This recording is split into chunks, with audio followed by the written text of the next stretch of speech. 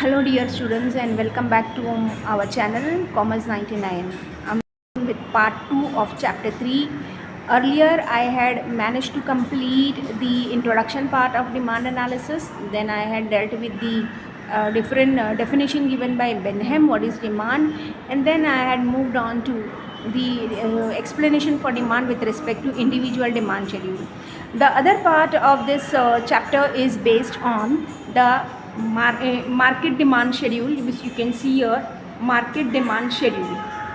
Now what is market demand schedule or market demand is the total amount for a commodity. You can see this term total. Why it is been given the term total demand? Because we are going to deal with market demand now. Market demand is total demand for a commodity from all the consumers at a given price during a given period of time. Okay, so it was previously it was only with respect to one consumer's consumption pattern. Now यहाँ पर आप देखोगे कि और एक दो तीन consumers मिलकर किस तरह से market demand जो है existence में आता है. Market demand schedule is a tabular representation showing different quantities of commodity which all consumers are prepared to buy at various prices over a given period of time. Alright, so what is market demand schedule? It is a tabular. Why it is called as tabular? Because it can be represented with the help of a table. It is being presented with the help of a table, so it is called as tabular representation. It is obtained by horizontal summation. Horizontally we are going to add up, plus करेंगे हम तीनों consumers का consumption pattern और इस तरह से आपको demand for all consumers at various prices can be analysed. So market demand schedule is a horizontal summation of the demand of all consumers at various prices. It also indicates an inverse relationship between price and quantity demanded. So you need to remember this line thoroughly. That is, throughout the paper, wherever you get the demand analysis ka question, you have to mention this line. That is, there is an inverse relationship between price and quantity demanded.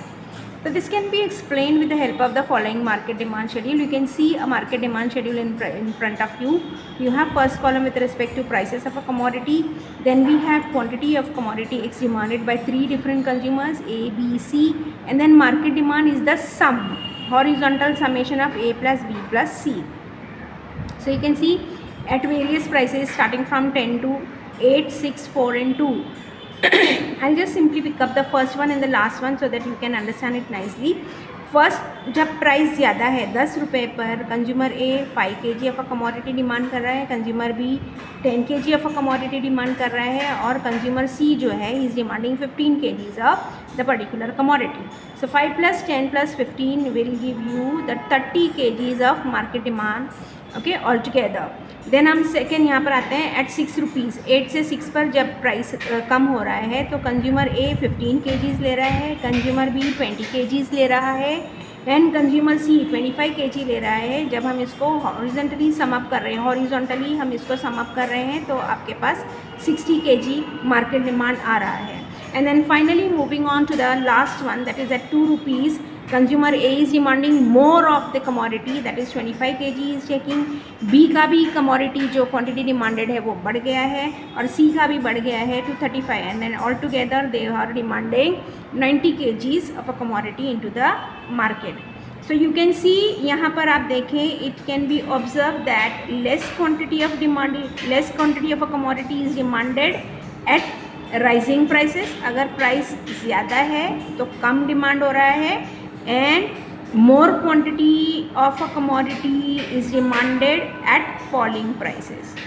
और कम दाम पे ज़्यादा demand किया जा रहा है. Okay, so this is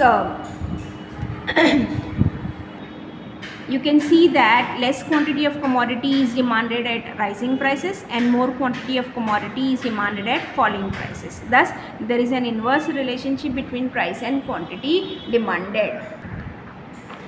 This market demand schedule can be explained with the help of market demand curve. It can be presented graphically.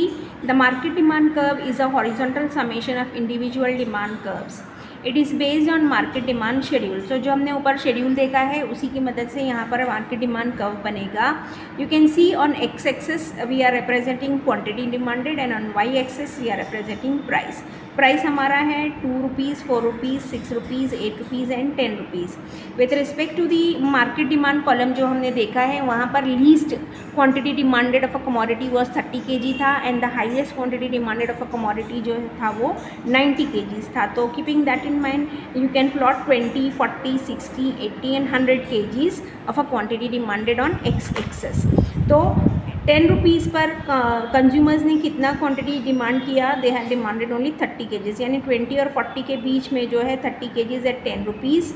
Then 45 kgs between 40 to 60, 45 kgs at 8 rupees, 60 kgs at 6 rupees, then 75 kgs at 4 rupees and 90 kgs at 2 rupees. तो जब ये locus मिल जाते हैं हम उसको join करेंगे तो हमारे पास डाउनवर्ड स्लोपिंग डिमांड कर्व आ रहा है indicating inverse relationship between price and quantity demanded. Higher the price lesser is the demand, lesser the price higher is the demand। Higher the price demand कम है, यहाँ देखिए आप 0 से यहाँ तक ही है, और जहाँ प्राइस कम होता है वहाँ पर डिमांड आपका बढ़ जाता है। तो there is an inverse relationship between, it indicates inverse relationship between price and quantity demanded. So in this figure x axis represents market demand and Y axis represents the price of the commodity. जो मैंने आपको बताया market demand curve is D D which slopes downwards from left to right indicating an inverse relationship. देखिए वही line आया ना आपको फिर से, indicating an inverse relationship between price and quantity demanded. अब हम देखेंगे कि ऐसे reasons why downward sloping demand curve जो है वो क्यों आ रहा है, what are the reasons that makes the demand curve slopes downward. So you can see उसका सबसे पहला रीज़न जो है वो है law of diminishing marginal utility, यानी जितना हम जिस चीज़ को यूज़ करते हैं उतना उसका इंपॉर्टेंस हमारी लाइफ में हमारे सामने कम होते जाता है। तो बिकॉज ऑफ दैट ऑल्सो हमारा डिमांड कर्व जो है वो डाउनवर्ड स्लोप होता है। तो we have seen that marginal utility goes on diminishing with an increase in the stock of a commodity and vice versa. Therefore, a consumer tends to buy more when price falls. और जब price बढ़ेगा तो वो कम खरीदेगा। This implies that demand curve is downward sloping. Secondly, income effect. In this case, in the case of normal goods, when price falls, purchasing power यानी real income of a consumer increases, which enables him to buy more of that commodity. This is known as income effect. Do you know this purchasing power और फिर income effect. अगर हम बात करें real income consumer की बढ़ती है, suppose एक कंज्यूमर जो डेली बेसिस पर ब्रेड खरीद रहा है राइट, तो उसके जो है ब्रेड का उसको पता चलता है कि ब्रेड का if not bread take an example of egg, every day is taking 2 eggs। Okay तो अभी per day when he goes to the shop and ask for the egg वाला बोलता है कि एक अंडा 5 रुपये का है, तो at 5 rupees he was buying only 2। Then one day suddenly he came to know that कि अंडे के दाम गिर गए हैं, लाइक 5 रुपये से होकर के हो गए 3 रुपीज़। तो पहले 10 रुपीज़ में सिर्फ 2 eggs ही यूज़ टू गेट, नाउ उसका रियल इनकम बढ़ गया, यानी अभी 3 रुपये अगर अंडा हो गया है तो 10 रुपये में वो 3 अंडे ले सकता है। एम आई राइट? तो उसका 3 रुपये एक्स्ट्रा बच रहा है जो वहाँ पर, वो उसको यूज़ कर सकता है। Now he can buy 3 eggs with 10 rupees since the price of egg has fallen down. Okay, so in this case उसका purchasing power बढ़ गया और उसका real income, purchasing power is nothing but his real income has increased, and this is nothing but the income effect which enables the downward sloping demand curve. Then we have third point or third reason why this demand curve slopes downward is substitution effect. Substitution like अगर एक का दाम बढ़ता है तो हम दूसरे को प्रेफर करते हैं। Suppose we are making use of this app called as Uber and Ola, और आपको पता चला कि ऊबर के दाम जो है अगर मुझे करीब ही कहीं जाना है तो Uber is charging more than the Ola. So what I will prefer for, मैं क्या करूँगी, ऊबर को छोड़ करके ओला प्रेफर करूँगी क्योंकि वहाँ मेरे पैसे बच रहे हैं। मेरी demand for Ola services is increasing rather than the Uber. So that is substitution effect. In case of substitution goods, when the price of a commodity rises, the consumer tends to buy more of its substitutes and less of that commodity whose price has increased. More of its substitutes, यानी Uber की जगह क्या substitute है मेरे पास, ओला है, और less of that commodity whose price has increase, यानी Uber वाला अगर ज़्यादा चार्ज कर रहा है तो मुझे उसको कम यूज़ करना है इन प्लेस ऑफ दैट। अगर ऊबर ओला भी नहीं तो रैपिडो है जो आपको लाइक आपको बोलना है, बस यू हैव टू टेल कि मुझे इतना ही, मैं इतना ही दूंगा। You can bargain with them कि मुझे यहाँ से यहाँ जाना है तो मुझे इतना ही पैसा मैं इसका दूंगा, उससे ज़्यादा नहीं। एंड देन अल्टीमेटली कहीं जा कर के सेटलमेंट हो जाता है और फिर you can go with that. So this is known as substitution effect. Then commodities which can put to multi-purpose uses.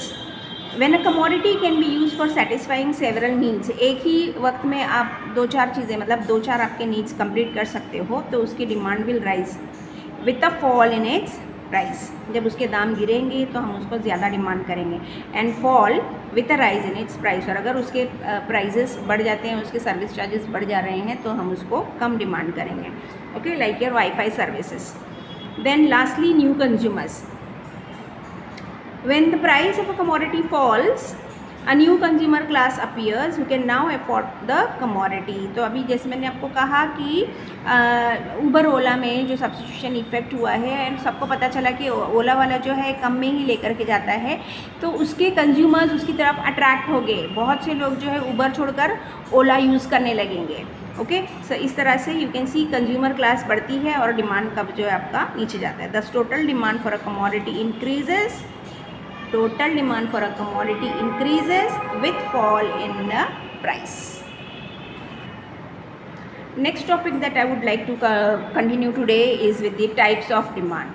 You can see types of demand given to you in this box. There are 5 different types of demand: direct demand, indirect demand, complementary demand, उसको हम joint demand भी कहते हैं, composite demand and competitive demand. तो these are the 5 types जो आपको 2 marks के लिए आता है।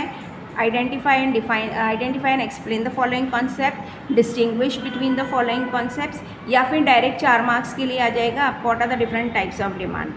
Okay, all right, so let's see now what is direct demand. So there are certain commodities which we are demanding directly, okay, like our ready-made dresses, shoes, okay, sandals etcetera, perfumes, जो भी हम daily use कर रहे हैं, या फिर ऐसी services जैसे हमने देखा ऊबर ओला की एक मैंने एग्जांपल आपको दिया, या फिर दूसरे वाईफाई सर्विसेज जो आप देख रहे हो आपके आसपास में अवेलेबल है अच्छे कॉस्ट पे, अच्छे कम दाम में, तो we are demanding them directly. हम जो है सिर्फ हमें कनेक्शन लगवा लेना है और हमारा वाईफाई जो है स्टार्ट हो जाता है। तो it is the demand by the consumer for goods which satisfy their wants directly. They serve direct consumption needs of the consumers. Thus, it is the demand for a consumer goods. For example, demand for cloth, sugar, etc. Okay. Then we have second type of demand is indirect demand. Indirect demand is also known as derived demand. इसको हम derived demand भी बोलते हैं. This comes for Philips also. It refers to demand for goods which are needed for further production. यानी कि raw materials जो हम आगे use कर सकते हैं. It is the demand for producer goods. Hence, all factors of production have indirect or derived demand. अब हमारे जितने चारों factors of production हैं, land, labor, capital and entrepreneur, depending on their availability, depending on their efficiency, depending on their capacity, intellectual, educational level, etc. हम जो है labours को higher करते हैं, एंटरप्रेन्योर्स को हायर करते हैं, कैपिटल जो है कितना फ्लेक्सिबली हम उसको यूज़ कर सकते हैं, कितना नहीं, कहाँ हम उसको जो है जमा करके रख सकते हैं या नहीं, all those things can make the demand for those factors of production to rise और fall. For example, demand for workers in a sugar factory is derived और इनडायरेक्ट डिमांड. ऑब्वियसली हम लेबर जो रख रहे हैं शुगर फैक्ट्री में वो efficient होना चाहिए, कम वक्त में ज़्यादा काम करने वाला होना चाहिए और अच्छे तरीके से काम करने वाला चाहिए. तो इस तरह हम जो है लेबर्स को हायर कर सकते हैं depending on their efficiency and capacity to work. Next third type of demand is complementary और जॉइंट डिमांड, मतलब ऐसी कमोडिटीज़ जिनको हम जोड़ी में जो है इस्तेमाल करते हैं, जॉइंटली इस्तेमाल करते हैं, यूज़ करते हैं. For them the demand is called as complementary या joint demand. When two or more goods are demanded jointly to satisfy a single want. अभी जैसे मैं यहाँ पर बुक भी यूज़ कर रही हूँ, पेन भी यूज़ कर रही हूँ, लेकिन मेरी पेन जो है नहीं चल रही, तो it is not satisfying my want, so I can keep it and take another pen. तो यहाँ दो चीज़ें जो है एक साथ में अगर यूज़ हो रही है and it is satisfying your want, then you will demand for it. It is known as joint और complementary demand. For example car and fuel. बिना पेट्रोल के, बिना CNG के आपकी कार यूज़लेस है. तो अगर आप कार ले रहे हो तो ऑब्वियसली आपको CNG भी भरवाना पड़ेगा, आपको पेट्रोल डीजल वगैरह भी डालना पड़ेगी. ठीक है. देन कंपोजिट डिमांड, यानी ऐसी कमोडिटी जिसे आप सिर्फ एक पर्पज़ के लिए नहीं, बहुत सी और भी डिमांड्स जो है वो आप उससे फुलफ़िल कर सकते हो. The demand for a commodity which can be put to several uses is known as composite demand. For example, electricity is demanded for several uses such as light, fan, washing machine etcetera. Okay. तो एक electricity एक ऐसी चीज़ है, एक बार install कर दिया आपने, उसका मीटर लगा लिया, तो you can utilise it at home for various appliances, at home for various appliances, at institutes for various appliances, at offices etcetera. Okay. तो एक चीज़ से आप बहुत सारी डिमांड्स को, बहुत सारी नीड्स को फुलफ़िल कर सकते हो. तो that type of demand is called as composite demand. Then we have competitive demand, यानी एक के साथ दूसरा. सिंपल एग्जांपल अभी मैंने आपको दिया, ओला, उबर, रैपिडो. एक की जगह हमारे पास दूसरा अवेलेबल है तो हम उसको जो है प्रेफर करेंगे. It is demand for those goods which are substitute for each other. यहाँ पर फॉर एग्जांपल टी और कॉफ़ी, शुगर और jaggery etcetera. Hello dear students, welcome back again. This is the continuation of the last what we had done. Lastly, we had seen individual demand schedule in the first lecture. Secondly, I had covered up with the market demand schedule. Then I had covered with the reasons for the downward slope of the demand curve. And then finally, I moved on to the different types of demand. Now, the another topic which is relevant or which is related to the demand analysis is the determinants of demand. ऐसी क्या चीज़ें हैं जिससे demand जो है पता चलता है कि एग्जिस्टेंस में आया है. So demand for goods is determined by the following factors. There are certain factors भी आ सकता है, डिटर्मिनेंट्स भी आ सकता है. You get this for 4 marks. Okay, direct answer. Otherwise, do you agree or not? Price is the only determinant of demand. तो यहाँ पर भी आपको आ सकता है. This is possibly been asked under 4 marks question. Answer the following में. The demand for goods is determined by the following factors. The first and the foremost important factor which determines demand in the market is the price. Price determines the demand for a commodity to a large extent. Consumers prefer to purchase a product in large quantities when price of a product is less. जब price गिरता है तो उसका demand, उस किसी भी particular commodity का, किसी भी सर्विस का डिमांड जो है ज़्यादा होता है. And they purchase a product in small quantities when price of a product is high. और अगर प्राइस बढ़ जाएगा तो they will demand less of that because they can not want, they do not want to buy it at the higher price. So price was the first determinant of demand which indicates inverse relationship between price and quantity demanded. Higher the price, lesser would be the demand. Lesser the price, higher would be the demand. Second determinant of demand is income. It has direct relationship between income and quantity demanded. Higher the price, higher would be the demand. Higher the income, higher would be the demand. Lesser the income, lesser would be the demand. There is a direct relationship between income and quantity demanded. So income of a consumer decides purchasing power. आप कितना कमा रहे हो उस पर depend कर सकता है कि आप कितना आप में कितनी खरीदने की कैपेसिटी है या नहीं है, which in turn influences the demand for the product. तो rise in income will lead to a rise in demand. देखो, rise in income, rise in demand for the commodity, and fall in income will lead to fall in demand. That's why I told you there is a direct relationship between income and quantity demanded. Then prices of substitute goods. If a substitute good is available at a lower price, then people will demand cheaper substitute goods than costly goods. For example, if the price of sugar rises, then demand for jaggery will rise. इसके अलावा मैंने आपको बताया उबर, ओला या फिर रैपिडो, उसमें भी आप जो है इसको कोरिलेट कर सकते हैं with respect to substitute goods. अगर किसी एक पर्टिकुलर सर्विस के प्राइसेस बढ़ते हैं तो हम दूसरी सस्ती सर्विस को या सस्ते गुड को ख़रीदने की या फिर अवेल करने की यूज़ करने की कोशिश करते हैं. This is what there is an inverse relationship between these prices of substitute goods. Then prices of complementary goods. ऐसी चीज़ें जो जॉइंटली डिमांड की जाती है, अगर दोनों में से किसी एक चीज़ के दाम बढ़ जाते हैं तो दूसरे का डिमांड ऑटोमेटिकली डाउन हो जाता है. Suppose the prices of cars are increasing, या फिर there is a hike in petrol prices, there is a hike in CNG prices, तो डिमांड फॉर कार्स और 4 व्हीलर्स 2 व्हीलर्स जो भी है उसकी डिमांड जो है वो कम हो जाती है. तो the changing price of one commodity would also affect the demand for other commodity. For example car and fuel. If the price of fuel rises then demand for cars will fall. Then nature of product. आप किस तरह का product use कर रहे हो. If a commodity is a necessity like sugar, salt, medicine ऐसी चीज़ें हैं, and its uses is unavoidable, उसको आपको ख़रीदना ही है बाई हुक और क्रूक, कितना भी महंगा है आपको लेना ही है. Then its demand will continue to be the same.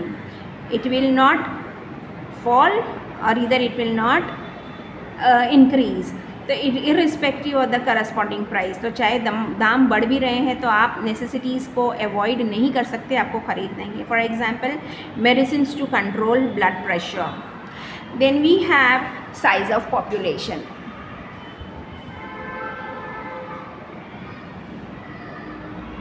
Size of population.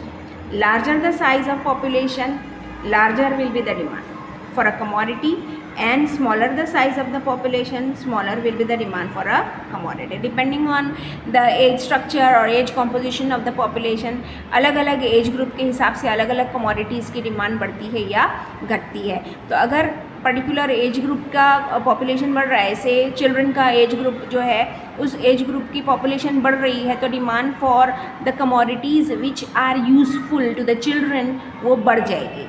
और अगर वहाँ पर उनकी एज ग्रुप का कॉम्पोजिशन कम हो रहा है, पॉपुलेशन कम हो रही है, तो वहाँ पर उनके डिमांड, ज़रूरत की चीज़ों की डिमांड जो है वो कम हो जाएगी. Then expectations about future prices. आगे चलकर अगर किसी चीज़ का दाम बढ़ जाए तो क्या होगा. If the consumer expects the price to fall in future, अगर हम सोच रहे हैं कि आगे चलकर किसी चीज़ का दाम कम होने वाला है, तो he will buy less in present. तो सोचेगा अब रुकते हैं, आज अगर 50 रुपीज़ के जी समथिंग हम बाइंग और सुनाई दे रहा है कि अगले 2 दिन में 3 दिन में जो है वो 30 रुपीज़ तक आएगा, तो मैं आगे चलकर ज़्यादा ख़रीदूँगी इन प्लेस ऑफ आज ही ज़्यादा खरीदने में at the prevailing price. Similarly, if he expects the price to rise in future, और अगर मैं सुन रही हूँ कि आज जो 50 में मिल रहा है कल मुझे 70, 60, 80 में मिलेगा, तो आज मैं उसका स्टॉक ज़्यादा कर लूँगी. will buy more in the present at the prevailing price. Okay. Then advertisement, सबसे भयानक चीज़, आपका दिमाग भटकाने वाली चीज़ एडवर्टाइजमेंट. उसके साथ साथ सेल्स प्रमोशन, एक ले लो उस पर 2 फ्री, एंड इफ़ेक्टिव सेल्समैनशिप. और जो सेल्समैन होते हैं वो भी बहुत ज़्यादा अपने कस्टमर्स को अट्रैक्ट करने में कामयाब हो गए, तो वहाँ पर उनकी चीज़ें अच्छे से बिक जाती हैं. Tend to change the preferences of the consumers and lead to demand for many products. Simple देखिए, if you go to any eyewear shop, eye glasses लेने के लिए आप जाते हो, तो वहाँ पर आपको बताएगा कि हाँ आप एक लोगे तो उस पर दूसरा फ्री मिलेगा. हालांकि उसी प्राइस में आपको वो, मतलब अगर 5000 की कोई चीज़ है, कोई एक ऐसा फ्रेम है जो आपको 5000 में मिल रहा है विद अ ग्लास, तो वो बोलेगा कि इसके साथ में एक और आप बनाओगे तो वो आपको 7000 में मिल जाएगा. यानी जो देने वाला है वो 3000 का होगा या 4000 का होगा, वो उसको मिक्स करके एक राउंड सम फिगर बना करके सेल्समैनशिप है. और एक टेक्निक है, you can say sales promotion की जो टेक्निक है, जिस तरह से कंज्यूमर्स को हम अट्रैक्ट कर सकते हैं, अट्रैक्ट करें ताकि हमारी प्रोडक्ट्स जो हैं ज़्यादा से ज़्यादा जो हैं बिक जाए. For example your cosmetics, toothbrush etcetera. Then taste, habits and fashion. Taste and habits of a consumer influence the demand for a commodity. आपको क्या पसंद है, क्यों पसंद है और कितना पसंद है, that also determines the demand for a commodity.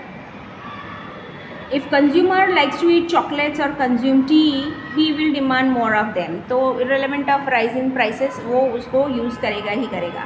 Similarly when a new fashion hits the market, जो नई चीज़ मार्केट में आती है, फैशनेबल हो जाता है, हर कोई ट्रेंडी हो जाता है, हर कोई उसी को यूज़ करना चाहता है, then the consumer demands that particular type of commodity. जैसे मैंने गर्ल्स के लिए भी कोड सेट जो आ गया है, girls are most of the girls are preferring that. Then pair of jeans, अच्छी खासी जीन्स को फाड़ फाड़ के पहना जाता है, आगे से पीछे से पता नहीं कहाँ से उसको एकदम जो बेगर टाइप का जो फैशन है वो बन गया है, तो people are running behind those things. Okay, so इस तरह से demand for those type of commodities will go on increasing. Otherwise if a commodity goes out of fashion, अभी वो धीरे धीरे जो है ट्रेंड में, ऑब्वियसली जो चीज़ बहुत ज़्यादा जो है डिमांड में आ जाती है तो कहीं ना कहीं जाकर वो फैशन आउटडेटेड हो जाता है, देन उसकी जगह कुछ नया रिप्लेसमेंट आ जाता है, then suddenly the demand for that product tends to falls. Then level of taxation, high rates of taxes on goods and services would increase the price of the goods or services। तो जितना ज़्यादा you can C taxes अगर government बढ़ाते हैं तो उसके price automatically producer जो है उसको बेचारे को बढ़ाना पड़ेगा, क्योंकि वो टैक्स कहाँ से इनकर करेगा, by charging higher prices from the consumer. तो अगर प्राइस बढ़ जाते हैं तो क्या होगा, this in turn would result in decrease in demand for goods और सर्विसेज एंड वाइस वर्सा। तो इस तरह से क्या होगा कि अगर प्राइस बढ़ रहा है तो demand for that particular commodity और गुड्स विल गो डाउन। और अगर गवर्नमेंट ने कुछ ऐसे टैक्स स्कीम्स लागू की जहाँ पर टैक्सेस कम पे करने हैं टू द प्रोड्यूसर्स, तो वो प्राइस कम कर देगा, in that case demand automatically बढ़ जाती है। Then there are other factors also which affect the और विच डिटर्मिन्स द डिमांड। एक है क्लाइमेटिक कंडीशंस। क्लाइमेटिक कंडीशंस, सर्दियों में जितनी चीज़ें आप सर्दी के सीज़न के लिए यूज़ कर सकते हो, demand for those products go up. In rainy seasons the products related to the rainy season, and in winter in summer seasons the cotton cloths are highly demanded, then umbrellas are highly demanded, you can see glazes जो आप लगाते हैं, आई glazes वो लगाना, and then उसके अलावा shoes and socks, then hand gloves, बहुत लोग जो है प्रोटेक्शन के लिए इस तरह की चीज़ें यूज़ करते हैं। So demand for different commodities depend on the climatic conditions. Then changes in technology, आजकल हर कोई जो है टेक्नो फ्रेंडली हो गया है, हर एक को नई टेक्नोलॉजी अडॉप्ट करने की आदत हो गई है। फैंस छोड़ करके क्या कर रहे हैं लोग, एसी यूज़ कर रहे हैं। ओके, पहले नहाने के लिए पानी गर्म किया जाता था चूल्हे पर, स्टोव पर, गैस पर, व्हाटएवर, अब हर कोई अपने घर में गीज़र लगाता है। ओके, तो changes in technology also affects the demand pattern of a consumer and that also determines the level of demand in the market. Then government policy, अभी जैसे आपने ऊपर देखा गवर्नमेंट की जो नई टैक्सेशन पॉलिसीज़ आती है, जीएसटी लगाना है, आईजीएसटी लगाना है, that also determines the demand into the market. And customs and traditions, Hindus में अलग कस्टम्स होते हैं, मुस्लिम्स के अलग कस्टम्स होते हैं, अपने अपने फेस्टिवल्स के हिसाब से लोग जो है जो चीज़ ज़रूरी है चाहे वो जितनी भी महंगी हो लोग ख़रीदते हैं। फॉर दिवाली यू कैन सी, दिवाली आने के पहले पहले ही ऑयल और घी के दाम जो हैं बहुत बढ़ जाते हैं, तो even then they tend to buy it because उनको जो है जो अफोर्ड कर सकता है वो महंगे से महंगा ख़रीदता है, जो नहीं अफोर्ड कर सकता है वहाँ पर उस चीज़ की डिमांड कम हो जाती है। तो डिपेंडिंग ऑन दैट कस्टम्स और ट्रेडिशंस के हिसाब से भी डिमांड जो है डिटर्मिन होता है। आजकल नया ट्रेंड निकला है, हर कोई जो है बर्थडे पार्टी थ्रो करता है, हर कोई जो है वेडिंग में जितने इवेंट्स होते हैं हर इवेंट के लिए अलग अलग सेलिब्रेशंस होता है, तो जैसे जो सेलिब्रेशन होगा उसको डेकोरेशन वालों की डिमांड ज़्यादा बढ़ जाती है उसमें। देन इवेंट मैनेजमेंट जिसके लिए ख़ास कोर्स किया जा रहा है तो उस कोर्स की भी डिमांड बढ़ जाती है। Event management is like it is highly in demand, everybody who can afford it and who can not afford it just for the sake of imitating each other, उसने किया है तो मैं भी करूँ, वो देख करके क्या करते हैं जो है अपने ट्रेडिशन को चेंज कर देते हैं और फिर नई नई टेक्नोलॉजीज़, नया वे ऑफ लाइफ अडॉप्ट करके demand for those things goes on increasing. Okay.